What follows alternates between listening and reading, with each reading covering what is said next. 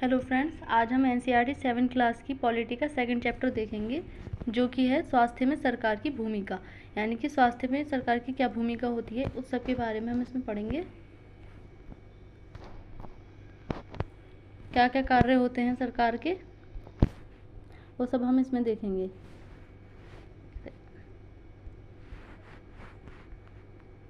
लोकतंत्र में लोगों की यह अपेक्षा रहती है कि सरकार उनके कल्याण के लिए कार्य करे। यानी कि जो जनता है वो सरकार को किस लिए चुनती है, वो इसलिए चुनती है ताकि उनके जो कार्य हैं, उनकी जो ज़रूरतें हैं, वो सरकार पूरी करे। जैसे कि स्वास्थ्य हो गया, भोजन हो गया, और शिक्षा हो गई, बिजली हो गई, सड़क, पानी, इन सब की ज़रूरतों को कौन पूरी करती है? सरकार पूरी करती है। यह शिक्षा, स्वास्थ्य, रोजगार प्रदान करने एवं गृह निर्माण, सड़कों के विकास तथा बिजली आदि उपलब्ध कराने के माध्यम से हो सकता है। इस अध्याय में हम इन सब के बारे में जानेंगे, स्वास्थ्य का अर्थ और समस्याएं, इस सब से जितनी भी हमारी स्वास्थ्य से रिलेटेड चीज़ें हैं, उन सब के बारे में इस चैप्टर में दिया गया है, वो हम देखेंगे। यहाँ पिक्चर्स दी गई हैं कुछ। स्वास्थ्य क्या है? सबसे पहले स्वास्थ्य के बारे में हम अनेक प्रकार से सोच सकते हैं।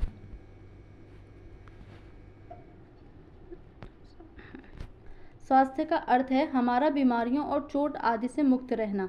एक लाइन बोली जाती है कि स्वस्थ शरीर में स्वस्थ दिमाग, स्वस्थ बुद्धि वास करती है। यानी कि जब हमारा शरीर स्वस्थ होगा तभी हम अच्छी सोच रख पाएंगे, अच्छे से कोई भी कार्य हम पूरा कर पाएंगे। लेकिन स्वास्थ्य केवल बीमारियों से संबंधित नहीं है। आपने उपयुक्त कॉलेज में से केवल कुछ स्थितियों को ही स्वास्थ्य से जोड़कर देखा होगा। प्राय हम ध्यान नहीं देते हैं कि उपयुक्त हर स्थिति का संबंध स्वास्थ्य से ही है। यानी कि ना सिर्फ बीमारी स्वास्थ्य से जुड़ी हुई हैं, बल्कि जो स्वच्छता है, साफ सफाई, भोजन, पौष्टिक आहार, ये सब भी हमारे स्वास्थ्य से ही जुड़े हुए होते हैं। बीमारी के अलावा हमारे लिए उन कारणों पर भी विचार करना आवश्यक है जो हमारे स्वास्थ्य पर प्रभाव डालते हैं। उदाहरण के लिए, यदि लोगों को पीने के लिए स्वच्छ पानी और प्रदूषण मुक्त वातावरण मिले तो वे सामान्यतः स्वस्थ रहेंगे। यानी कि स्वच्छ पानी और स्वच्छ वातावरण यानी कि शुद्ध हवा का होना भी अति आवश्यक है। दूसरी ओर, यदि लोगों को भरपेट भोजन ना मिले अथवा उन्हें घुटन भरी अवस्था में रहना पड़े तो उनकी बीमार पड़ने की संभावना बढ़ जाती है। यानी कि ना सिर्फ बीमारियों से मुक्त होना, बल्कि स्वच्छ हवा, स्वच्छ वातावरण, स्वच्छ भोजन, स्वच्छ पानी, इन सब की आवश्यकता पड़ती है स्वस्थ रहने के लिए। हम सब चाहते हैं कि हम जो भी कार्य करें चुस्ती और ऊंचे मनोबल के साथ करें। सुस्त और अकर्मण्य रहना, चिंताग्रस्त होना और लंबे समय तक डरे सहमे रहना स्वस्थ जीवन के लक्षण नहीं है। हम सबको तनाव मुक्त और प्रसन्न रहना चाहिए। हमारे जीवन की ये सभी पहलू स्वास्थ्य के हिस्से हैं। भारत में स्वास्थ्य सेवाएं किस प्रकार की हैं, इनके बारे में एक चार्ट में दिया गया है। कैसी हैं हमारे भारत में स्वास्थ्य सेवाएं, क्या अच्छाई है, क्या बुराई है, दोनों चीज़ें इसमें दी हैं। आइए भारत में स्वास्थ्य सेवाओं के कुछ पहलुओं का परीक्षण करें। यहाँ दी गई तालिका के प्रथम तथा द्वितीय स्तंभों में दिखाई गई स्थितियों की तुलना कीजिए।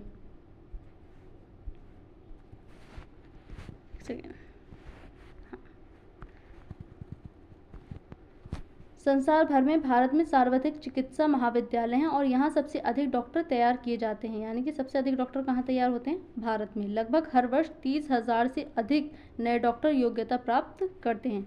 भारत के अधिकांश डॉक्टर शहरी क्षेत्रों में बसते हैं, क्योंकि वहाँ उन्हें अच्छा पैसा मिलता है। अच्छे और जो मालदार लोग होते हैं वो अधिकतर शहरों में बसे हुए होते हैं। तो डॉक्टर भी ज़्यादातर, गाँव से कोई सीख कर जाएगा ना तो वो भी शहर में ही जा करके अपनी डॉक्टरी करता है। ग्रामवासियों को डॉक्टर तक पहुंचने के लिए लंबी दूरी तय करनी पड़ती है, जिसमें कि गांवों में अच्छी सड़क की सुविधा भी नहीं होती है और वाहनों की भी सुविधा नहीं होती है। ग्रामीण क्षेत्रों में जनसंख्या के मुकाबले डॉक्टरों की संख्या काफ़ी कम होती है।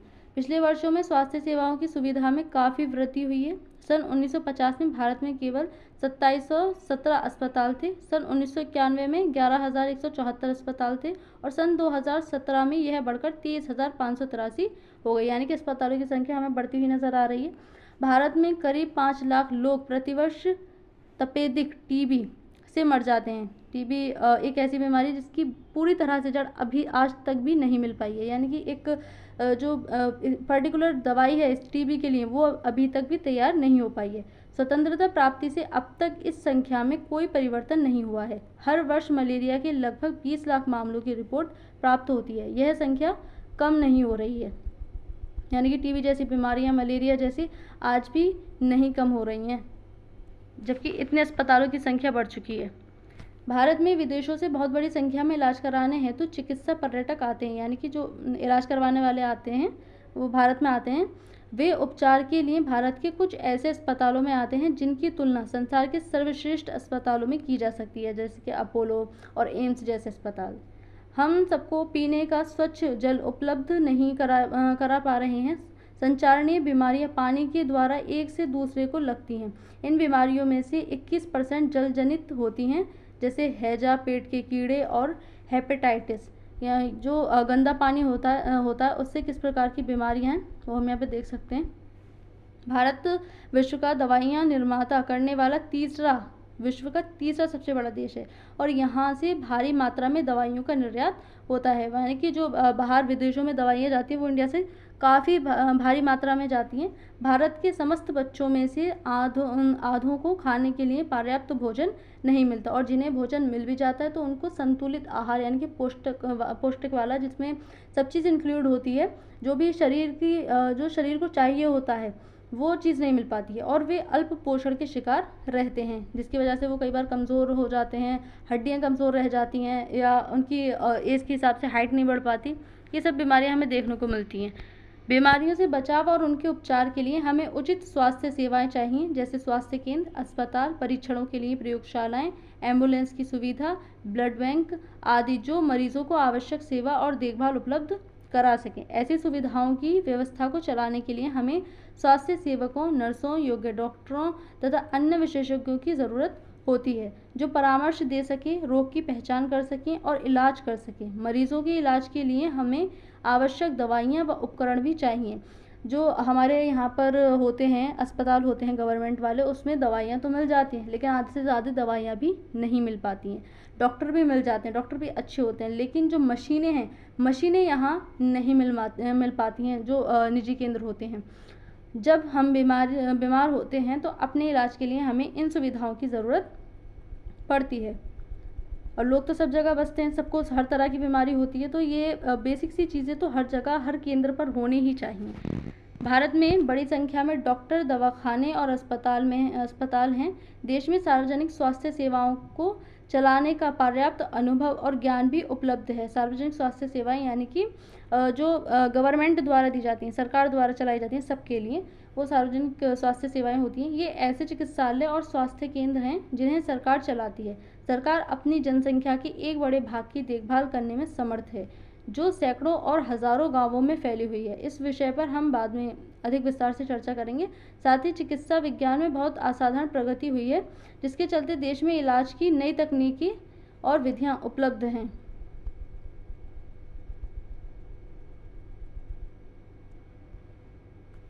यहाँ पर एक पिक्चर दी गई है। सरकारी अस्पतालों के मरीजों को अक्सर ऐसी लंबी लाइनों में खड़े होकर इंतज़ार करना पड़ता है, जो कि बहुत सारे गांवों पर मिलकर एक केंद्र पर जो बहुत सारे गांव मिलकर एक अस्पताल बनाया जाता है। उसमें जो गरीब जनसंख्या होती है अधिकतर तो वही जाते हैं गवर्नमेंट में, सरकारी अस्पतालों में, और वहाँ पर लंबी लंबी लाइनों में खड़े होकर उन्हें घंटों तक इंतज़ार करना पड़ता है अपनी बीमारी को दिखाने के लिए। फिर भी दूसरा स्तंभ दिखाता है कि हमारे देश में स्वास्थ्य की स्थिति कितनी खराब है। उपयुक्त सकारात्मक विकास के बाद भी हम जनता को उचित स्वास्थ्य सेवाएं देने में असमर्थ हैं। सरकार इतनी सारी फैसिलिटीज़ दे रही है, अलग अलग जगह पर अस्पताल बनाकर दे रही है, उनमें सारी दवाएं मुहैया करा रही है, डॉक्टर्स दे रही है अच्छे से अच्छे, लेकिन फिर भी जो जनता है उसको पूरी जो स्वास्थ्य सेवाएं हैं वो उपलब्ध नहीं हो पा रही हैं। ये विरोधाभासजनक स्थिति है जो हमारी अपेक्षाओं के विपरीत है। हमारे देश के पास पैसा है, ज्ञान है और अनुभवी व्यक्ति भी हैं, फिर भी हम सबको आवश्यक स्वास्थ्य सेवाएं देने में असमर्थ हैं। इस अध्याय में कुछ कारण भी बताए गए हैं क्यों है ऐसा, हम आगे देखेंगे। एक इलाज का खर्च। यहाँ पर एक स्टोरी दी गई है। अमन और रंजन नाम के मित्र हैं, दो स्टूडेंट हैं, स्कूल में पढ़ते हैं, तो दोनों आपस में बात करते हैं। तो वो कहता है, रंजन जो होता है उसकी आर्थिक स्थिति अच्छी होती है, वो अच्छे परिवार से बिलोंग करता है, जबकि जो अमन होता है उसकी आर्थिक स्थिति थोड़ी कमज़ोर होती है, वो पिछड़ा हुआ होता है। तो जो दोनों हैं वो आपस में बात करते हैं कि दोनों को ही वायरस हो जाता है और वो दोनों को ही बुखार हो जाता है, तो दोनों आपस में चर्चा करते हैं। अमन कहता है कि मैं अपने इलाज के लिए एक प्राइवेट हॉस्पिटल में गया, वहाँ पर अच्छी फैसिलिटीज़ थी, बिल्कुल साफ़ सुथरा था, सबने बहुत प्यार से बात करी और मुझे इतनी सारी दवाइयाँ दे दी, लेकिन वहाँ पर खर्च बहुत ज़्यादा हो गया। लेकिन जो यहाँ पर अमन है वो ये कहता है कि मुझे ज़्यादा दवाई तो नहीं मिली, लेकिन मुझे टाइम बहुत लगा और मुझे परेशानी बहुत हुई, मुझे लंबी लंबी लाइनों में कई दिन तक खड़ा रहना पड़ा, उसके बाद जाकर के मुझे दवाई मिली, मेरा इलाज हुआ और मैं ठीक हो पाया। तो यहाँ पर दिखा रहा है कि जो रंजन है वो जाता है प्राइवेट में और जो अमन है वो जाता है गवर्नमेंट में। तो गवर्नमेंट में पैसे नहीं लगते, लेकिन टाइम बहुत लगता है, परेशानी बहुत होती है। ये यहाँ पर पूरी स्टोरी इनकी दी गई है। सार्वजनिक और निजी स्वास्थ्य सेवाएं। उपयुक्त कहानी से आप समझ गए होंगे कि हम स्वास्थ्य सेवाओं को दो मोटे वर्गों में बांट सकते हैं। यानी कि जो हमारे इंडिया में जो सेवाएं दी जा रही हैं वो दो प्रकार से दी जा रही हैं, सार्वजनिक स्वास्थ्य सेवाएं और निजी स्वास्थ्य सेवाएं। ये गवर्नमेंट होती हैं, जो सरकार के द्वारा दी जाती हैं, कम खर्च पर होती हैं, लेकिन उन्हें समय और परेशानियां बहुत होती है और इतनी आसानी से मिलती भी नहीं हैं। निजी स्वास्थ्य सेवाएं वे सेवाएं होती हैं जो किसी कंपनी या निजी व्यक्ति द्वारा, प्राइवेट वाले जो होते हैं वो ये सेवाएं देते हैं जनता को, और इनका लक्ष्य होता है पैसा कमाना, पैसे के लिए ये सेवाएं देते हैं। सार्वजनिक स्वास्थ्य सेवाएं क्या हैं? सार्वजनिक स्वास्थ्य सेवा स्वास्थ्य केंद्रों व अस्पतालों की एक श्रृंखला है जो सरकार द्वारा चलाई जाती है, यानी सरकार इसको चलाती है, सरकार जनता के लिए इनको बनाती है। ये केंद्र व अस्पताल आपस में जुड़े हुए हैं, जिससे ये शहरी व ग्रामीण दोनों क्षेत्रों को सुविधाएं प्रदान करते हैं और सभी बीमारियों, साधारण से लेकर विशेष देखभाल की ज़रूरत वाली बीमारियों का यहाँ इलाज प्रदान करते हैं। ग्राम के स्तर पर एक स्वास्थ्य केंद्र होता है जहाँ प्राय एक नर्स और एक ग्राम स्वास्थ्य सेवक रहता है, यानी कि सिर्फ एक नर्स, यानी कि एक डॉक्टर नहीं, नर्स को रखा जाता है। इन्हें सामान्य बीमारियों के इलाज के लिए प्रशिक्षण दिया जाता है और वे प्राथमिक स्वास्थ्य केंद्र के डॉक्टरों की देखरेख में कार्य करते हैं। ग्रामीण क्षेत्र में ऐसा केंद्र कई गांवों की ज़रूरतों को पूरा करता है, यानी कि ना सिर्फ अलग अलग गांव में एक केंद्र बना दिया जाता है, बल्कि कई गांवों को मिला करके एक केंद्र का निर्माण किया जाता है। जो ब्लॉक स्तर होते हैं अधिकतर ये वहाँ पाए जाते हैं। ग्रामीण क्षेत्र में ऐसे केंद्र कई गांवों की ज़रूरतों को पूरा करते हैं। जिला स्तर पर जिला अस्पताल होता है जो इन सभी स्वास्थ्य केंद्रों की देखरेख करता है, मतलब 3-4 गांवों के लिए एक केंद्र खोला, फिर 3-4 गांवों के लिए एक केंद्र खोला, और उन सब की देखभाल कौन करता है? जो जिले स्तर पर होता है वो इन सब की देखभाल करता है। बड़े शहरों में कई सरकारी अस्पताल होते हैं, जैसे एक वह था जिसमें अमन को ले जाया गया था, और ऐसे भी विशिष्ट सरकारी अस्पताल हैं। इस स्वास्थ्य सेवा को कई कारणों से सार्वजनिक कहा जाता है। सरकार ने सभी नागरिकों को स्वास्थ्य सेवाएं प्रदान करने की वचनबद्धता को पूरा करने के लिए ये अस्पताल तथा स्वास्थ्य केंद्र स्थापित किए हैं। इन सेवाओं को चलाने के लिए धन उस पैसे से आता है जो लोग सरकार को टैक्स के रूप में देते हैं। हमने देखा था 6th क्लास की पॉलिटी में कि सरकार को पैसा कहाँ से आता है, कहाँ से वो सारी योजनाएं लाती है, जो जितने भी कार्य है वो करवाती है, कहाँ से करवाती है?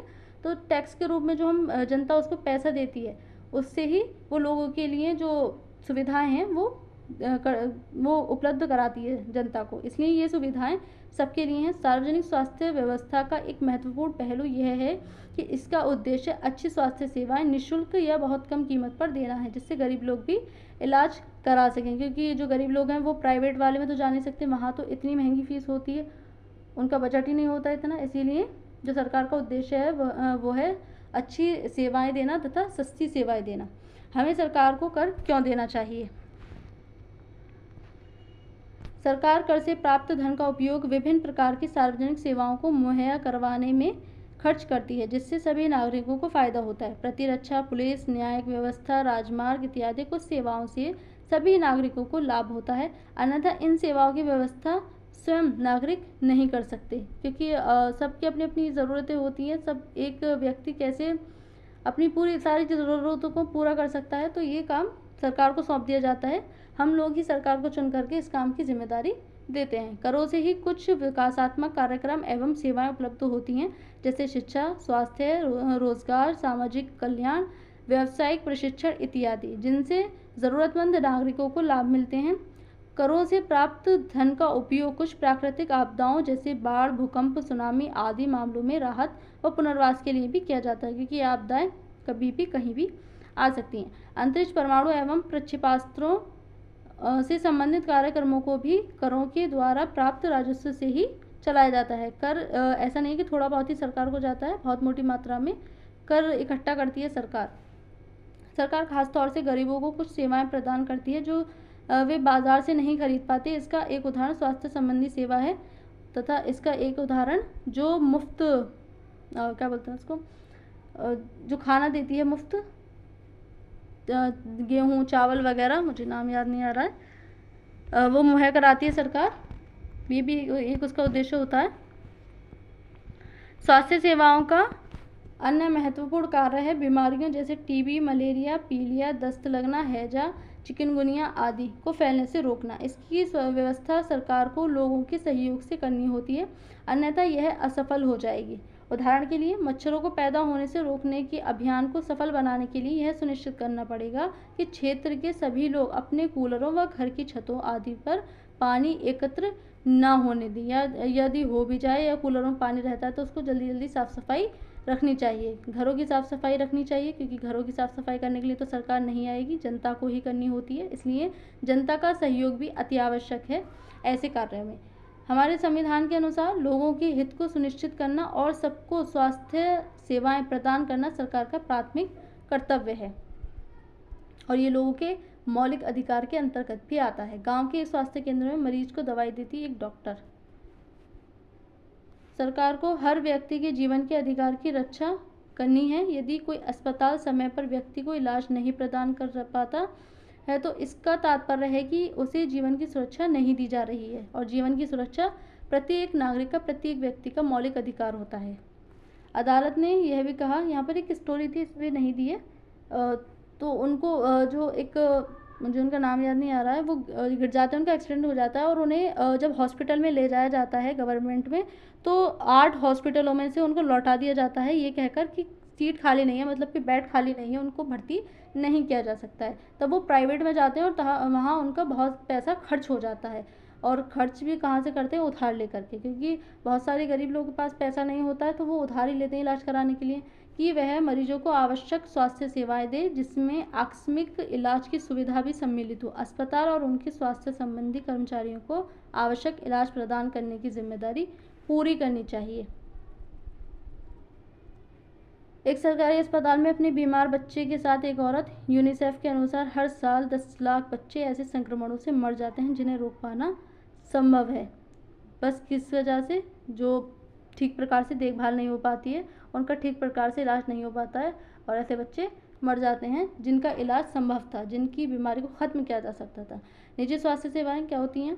हमारे देश में कई तरह की निजी स्वास्थ्य सेवाएं पाई जाती हैं। बड़ी संख्या में डॉक्टर अपने निजी दवाखाने चलाते हैं। ग्रामीण क्षेत्रों में पंजीकृत चिकित्सा व्यवसायी RMP मिल जाते हैं, यानी कि गवर्नमेंट तो हर गांव में नहीं जाती, हर गांव में अस्पताल नहीं खोलती, लेकिन जो निजी डॉक्टर होते हैं वो अपनी डिग्रियां लेकर के बैठ जाते हैं, जिनको झोला छाप भी कह देते हैं, वो इलाज करते हैं। शहरी क्षेत्रों में बड़ी संख्या में डॉक्टर हैं जिनमें से बहुत से विशेषज्ञ की सेवाएं प्रदान करते हैं। निजी रूप से चलाए जा रहे अस्पताल व नर्सिंग होम भी हैं, इन पर सरकार का कोई भी हस्तक्षेप नहीं होता है। ये निजी स्वास्थ्य सेवाएं होती हैं जो कि प्राइवेट द्वारा दी जाती हैं। इनकी फीस अधिक होती है। काफ़ी संख्या में प्रयोगशालाएं हैं जो परीक्षण करती हैं व विशिष्ट सुविधाएं उपलब्ध कराती हैं, जैसे एक्सरे, अल्ट्रासाउंड आदि। ऐसी दुकानें भी हैं जहां से हम दवाइयां खरीद सकते हैं। ये सब प्राइवेट होती हैं। इनका एक ही उद्देश्य होता है, इनका उद्देश्य पैसा कमाना होता है, जनता की सेवा वेवा करना नहीं। जैसा कि इनके नाम से ज्ञात होता है, निजी स्वास्थ्य सेवाओं सरकार का स्वामित्व अथवा नियंत्रण नहीं होता। सार्वजनिक स्वास्थ्य सेवाओं के विपरीत इन निजी स्वास्थ्य संस्थाओं में मरीजों को हर सेवा के लिए बहुत धन व्यय करना पड़ता है। दिल्ली के एक प्रमुख निजी अस्पताल में ऑपरेशन के बाद मरीजों की देखभाल का कमरा। आज निजी स्वास्थ्य सेवाएं चारों ओर दिखाई देती हैं। अब तो बड़ी बड़ी कंपनियां अस्पताल भी चलाती हैं। कुछ कंपनियां दवाइयों को बनाने और बेचने में भी लगी हैं। आज के टाइम में जो दवाइयां बन रही हैं वो गवर्नमेंट की साइड से तो कम ही बनती हैं, प्राइवेट वाले ही ज़्यादा बना रहे हैं, और यही बाहर निर्यात होती हैं। शहरों के कोने कोने में दवाइयों की दुकानें देखी जा सकती हैं। स्वास्थ्य सेवा और समानता, क्या सबके लिए पर्याप्त स्वास्थ्य सेवाएं उपलब्ध हैं? हम भारत में ऐसी स्थिति का सामना कर रहे हैं जहां निजी सेवाएं तो बढ़ रही हैं परंतु सार्वजनिक सेवाएं नहीं। ऐसी दशा में लोगों को मुख्यतः निजी सेवाएं ही उपलब्ध हो पाती हैं। एक तो जो सार्वजनिक सेवाएं हैं, गवर्नमेंट सेवाएं हैं, वो बढ़ नहीं रही है। दूसरा इसका कारण ये है कि लोग बाग यहाँ जाना पसंद नहीं करते। क्यों? क्योंकि जो जनता है वो एक तो वो मरीज, ऊपर से उनको इतनी ज़्यादा परेशानी होती है, घंटों तक लाइन में लगे रहना पड़ता है, कई कई बार उसके अस्पताल के चक्कर लगाने पड़ते हैं। तो वो क्या करते हैं, थोड़ा बहुत पैसा इकट्ठा करके प्राइवेट में ही चले जाते हैं, सार्वजनिक में जाते ही नहीं। और सार्वजनिक में सारी सेवाएं उपलब्ध होती भी नहीं है। वहाँ के डॉक्टर सिर्फ काम चलाओ मरीजों को देखते हैं तथा सारी दवाइयाँ भी वहाँ नहीं मिल पाती हैं। क्योंकि क्या होता है कि जो गवर्नमेंट हॉस्पिटल होते हैं, जो सार्वजनिक अस्पताल होते हैं, वहाँ पर से कुछ दवाइयों को निकाल करके जो वहाँ के कर्मचारी होते हैं वो बाहर बेच देते हैं, तो सारी दवाइयाँ मिल ही नहीं पाती हैं तथा ना ही वहाँ पर सारी मशीनें उपलब्ध हो पाती हैं। तो ऐसे में मजबूरी बन जाती है नागरिक की निजी में जाने की, प्राइवेट हॉस्पिटल में जाने की। ये शहरी क्षेत्रों में केंद्रित हैं। इन सेवाओं का मूल्य भी अपेक्षाकृत अधिक रहता है। दवाइयाँ महंगी होती हैं, बहुत से लोग उन्हें खरीदने में समर्थ नहीं होते और इसीलिए जब परिवार में बीमारी होती है तो उन्हें ऋण लेना पड़ता है। अपनी बीमारी को दूर करने के लिए, उनका इलाज कराने के लिए ऋण के माध्यम से वो इलाज करवाते हैं, क्योंकि गवर्नमेंट में जाने का तो कोई फ़ायदा है ही नहीं। कुछ निजी सेवाएं अधिक कमाने के लिए प्राय ऐसे कार्यों को प्रोत्साहित करती हैं जो सही नहीं हैं। कई बार सस्ते तरीके उपलब्ध होने पर भी उनके प्रयोग नहीं किए जा सकते। उदाहरण के लिए प्राय देखा जाता है कि कुछ चिकित्सक ज़रूरत से ज़्यादा दवाइयाँ, इंजेक्शन या सेलाइन आदि की सलाह देते हैं जिनकी आवश्यकता भी नहीं होती है। प्राइवेट वाले पैसे बनाने के लिए अधिक से अधिक दवाइयाँ और इंजेक्शन लगा देते हैं, जबकि साधारण इलाज भी पर्याप्त हो सकता है, लेकिन उनको तो सिर्फ पैसा बनाना होता है, तो वो तो ज़्यादा से ज़्यादा देंगे। भारतीय आयुर्विज्ञान परिषद का आयुर्विज्ञान नैतिक संहिता कहता है, जहाँ तक संभव हो प्रत्येक चिकित्सक को औषधियों के जेनेरिक नाम ही उपचार पर्ची में लिखने चाहिए और सुनिश्चित करना चाहिए कि यह युक्तियुक्त और उपयुक्त रूप में हो। जैसे कि एक कंपनी है जन औषधि मेडिकल स्टोर्स, दाम कम दवाई उत्तम। इनका काम बस अपना विज्ञापन निकालना और पैसे कमाना है। तथ्य यह है कि जनसंख्या के 20% लोग ही बीमारी के दौरान आवश्यक दवाइयों को खरीदने में सक्षम होते हैं। वे लोग भी जिन्हें हम गरीब नहीं समझते, दवा संबंधी खर्चों को उठाने में कठिनाई का अनुभव करते हैं। एक अध्ययन में यह पाया गया है कि जो लोग अस्पताल में किसी बीमारी या चोट लगने के कारण भर्ती होते हैं, उनमें से 40% लोग खर्चों का भुगतान करने के लिए पैसे उधार लेते हैं, अपनी कुछ संपत्ति को बेचते हैं। गाड़ी या कुछ भी, अगर वो पशुपालन करते हैं तो पशु को बेच देते हैं, लेकिन बीमारी का तो इलाज करवाना पड़ता है। ग्रामीण इलाकों में अक्सर एक जीप भी मरीजों के लिए चलता फिरता दवाखाना बनकर आती है, यानी कि गाड़ी में ही पोस्टर वोस्टर लगा देते हैं इस प्रकार की दवाइयाँ, और गाँवों तक वह अपनी सुविधा को पहुँचाती है, क्योंकि वहाँ कोई केंद्र होता नहीं है, अस्पताल होता नहीं है। गरीब लोगों के लिए परिवार में हर बीमारी चिंता और मुसीबत का कारण बन जाती है। इससे भी बड़ी बात यह है कि ऐसी स्थिति बार बार आती है। गरीब लोग पहले ही पोषण की कमी का शिकार होते हैं। एक तो गरीबों पे इलाज कराया नहीं जाता, पैसा होता नहीं है, दूर अस्पताल होते हैं, कहीं से कहीं तक ट्रांसपोर्टेशन की सिस्टम वहाँ होते नहीं है, सड़कें अच्छी होती नहीं हैं। ऊपर से उन लोगों का जो बीमारियाँ हैं वो जल्दी होती हैं। क्यों? क्योंकि उनके पास खाने का जो है अच्छा पोषक तत्व वाला संतुलित आहार नहीं होता है, गंदगी होती है, सफाई पूरी तरह से नहीं हो पाती है। तो ये बहुत सारे कारण बन जाते हैं गरीबों के लिए। ये परिवार उतना भोजन नहीं खाते जितना इन्हें खाना चाहिए। उन्हें जीवन की आधारभूत आवश्यकताएं जैसे पीने का पानी, घर के लिए पर्याप्त जगह, साफ वातावरण तक उपलब्ध नहीं हो पाता है और इसलिए उनके बीमार पड़ने की संभावना अधिक रहती है। बीमारी पर होने वाले खर्चे से उनकी हालत और ख़राब हो जाती है। ना सिर्फ सरकार को बीमारी का इलाज करना चाहिए, बल्कि बीमारियों के फैलने को भी रोकना चाहिए। उसके लिए साफ सफाई का ख्याल रखना चाहिए। अच्छा पोषक तत्व गरीबों तक, बिल्कुल निचले तबके पर पड़े हुए लोगों तक भी पहुंचाना चाहिए। इस गर्भवती औरत को एक योग्य डॉक्टर को दिखाने के लिए कई किलोमीटर पैदल चलना पड़ रहा है, क्योंकि यहाँ कोई वाहन ही नहीं है, सड़क का सिस्टम ही नहीं है ऐसा जहाँ से वाहन गुजरे, तो इसीलिए इन लोगों को पैदल चलकर अस्पताल तक पहुँचना पड़ता है। तो कितना मुश्किल है। कभी कभी केवल पैसा ही लोगों के बेहतर इलाज में बाधक नहीं होता। उदाहरण के लिए महिलाओं को तुरंत इलाज के लिए डॉक्टर के पास नहीं ले जाया जाता है। कई आदिवासी क्षेत्रों में स्वास्थ्य केंद्र कम हैं और वे भी अच्छी तरह नहीं चलाए जाते हैं। वहाँ निजी स्वास्थ्य सेवाएं भी उपलब्ध नहीं है। जो पिछड़े हुए इलाके होते हैं वहाँ पर कभी भी प्राइवेट वाले नहीं जाते हैं, क्योंकि वहाँ से उन्हें पता है पैसा मिलना है नहीं और उनका उद्देश्य पैसा कमाना होता है, लोगों को सेवा देना नहीं। गवर्नमेंट वाले एक दो गांव के लिए अस्पताल खोलते नहीं हैं, उन्हें 3-4 गांव चाहिए, अच्छी सारी जनसंख्या चाहिए, तब जाकर वो खोलते हैं। दूसरा, पैसा ही बाधक नहीं होता है। कई बार फीमेल को टाल दिया जाता है कि हाँ हो जाएगा ठीक। उस तरह से ये जो असमानता है लिंग वाली, वो भी इसमें देखने को मिलती है। और महिलाओं में जो पोषक तत्व की कमी होती है उनके स्वास्थ्य पर अत्यधिक प्रभाव डालती है, क्योंकि हमारे यहाँ वरीयता लड़कों को दी जाती है, लड़कियों को नहीं। लड़कियों को बाद में बचा कुचा खाने को मिलता है। अधिकतर इलाकों में आज भी ये स्थिति बनी हुई है। क्या किया जा सकता है इसमें सुधार के लिए? इसमें कोई संदेह नहीं है कि हमारे देश में लोगों के स्वास्थ्य की दशा अच्छी नहीं है। यह सरकार का उत्तरदायित्व है कि वह अपने सब नागरिकों, विशेषकर गरीबों और सुविधाहीनों को गुणात्मक स्वास्थ्य सेवाएं प्रदान करे। फिर भी लोगों का स्वास्थ्य जितना जीवन की आधारभूत सुविधाओं पर और उनकी सामाजिक स्थिति पर निर्भर है, उतना ही स्वास्थ्य सेवाओं के ऊपर भी। इसलिए लोगों के स्वास्थ्य की दशा सुधारने के लिए दोनों पक्षों पर कार्य करना आवश्यक है। ऐसा करना संभव है। अगले पृष्ठ पर इसके उदाहरण दिए गए हैं। सतत विकास का लक्ष्य 3 उत्तम स्वास्थ्य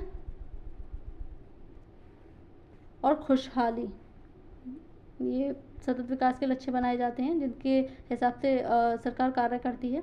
यहाँ एक केरल का अनुभव, एक एग्जाम्पल दिया गया है केरल की स्टोरी में। 1996 में केरल सरकार ने राज्य में कुछ महत्वपूर्ण परिवर्तन किए। राज्य के पूरे बजट का 40% पंचायतों को दे दिया गया। 40%। इससे पंचायतें अपनी आवश्यकताओं को योजनाबद्ध कर उनकी पूर्ति कर सकती थी, क्योंकि जो लोगों को सीधा प्रभावित करती है, जो सीधा लाभ देती है, वो कौन सी सरकार का तबका होता है पंचायती राज, क्योंकि ये बिल्कुल निचले लेवल पर होता है।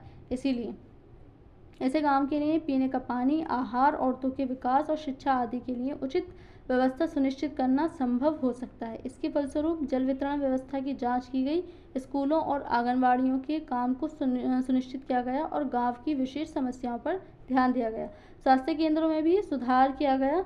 इन सब कार्यों से स्थिति में सुधार आया। इतने प्रयत्नों के बाद भी कुछ समस्याएं तो बनी रहीं, जैसे दवाइयों की कमी, अस्पतालों में पर्याप्त बिस्तर, पर्याप्त डॉक्टरों का न होना आदि। इन समस्याओं को दूर करने की आवश्यकता है। यानी कि इतना बजट देने के बाद, इतनी सारी सेवाएं देने के बाद भी कमी बनी रही। कोस्टारिका का तरीका, ये एक कंट्री है। कोस्टारिका को मध्य अमेरिका का सबसे स्वस्थ देश माना जाता है। इसका मुख्य कारण उनके संविधान में निहित है। कई वर्षों पहले कोस्टारिका ने एक बहुत महत्वपूर्ण निर्णय लिया था कि वे देश में सेना नहीं रखेंगे। इससे उन्हें सेना पर व्यय किए जाने वाले धन को लोगों की शिक्षा, स्वास्थ्य और अन्य आधारभूत ज़रूरतों पर खर्च करने में मदद मिलेगी। यानी कि वो सेना जैसी चीज़ को हटा कर उस पर खर्च करने की बजाय लोगों के स्वास्थ्य, शिक्षा और उनके खान पान, रहन सहन, इस पर खर्च करेंगे ताकि लोगों की ज़िंदगी बेहतर बनाई जा सके। उन्होंने आर्मी जैसा सिस्टम, उन्होंने सेना जैसा सिस्टम कुछ रखा ही नहीं। कोस्टारिका की सरकार मानती है कि देश के विकास के लिए देश का स्वस्थ होना ज़रूरी है, क्योंकि स्वस्थ जनता ही स्वच्छ दिमाग के साथ कुछ आगे बढ़ सकती है, वो अच्छे कार्य कर सकती है और इसलिए अपने देशवासियों के स्वास्थ्य पर बहुत ध्यान देती है। कोस्टारिका की सरकार अपने सभी निवासियों को स्वास्थ्य के लिए मूलभूत सेवाएं व सुविधाएं देती है, जैसे पीने का सुरक्षित पानी, सफाई, पोषण और आवास आदि। स्वास्थ्य की शिक्षा को बहुत महत्वपूर्ण माना जाता है और सभी स्तरों पर स्वास्थ्य संबंधी ज्ञान शिक्षा का एक ज़रूरी भाग है और होना भी चाहिए, क्योंकि जब तक अपने ही बारे में, अपने स्वास्थ्य के बारे में लोग जागरूक नहीं होंगे तब तक वो स्वस्थ रहेंगे भी नहीं। इसलिए अपने स्वास्थ्य के लिए जागरूक होना आवश्यक है। तो इस चैप्टर में हमने देखा किस प्रकार से स्वास्थ्य में कौन कौन सी चीज़ें आती हैं और किस प्रकार से प्राइवेट और गवर्नमेंट वाले हॉस्पिटल होते हैं, उस सब के बारे में इसमें हमने जाना। आज भी कितनी बुरी हालत है स्वास्थ्य की इंडिया में। तो इसमें इतना ही था। Thank you.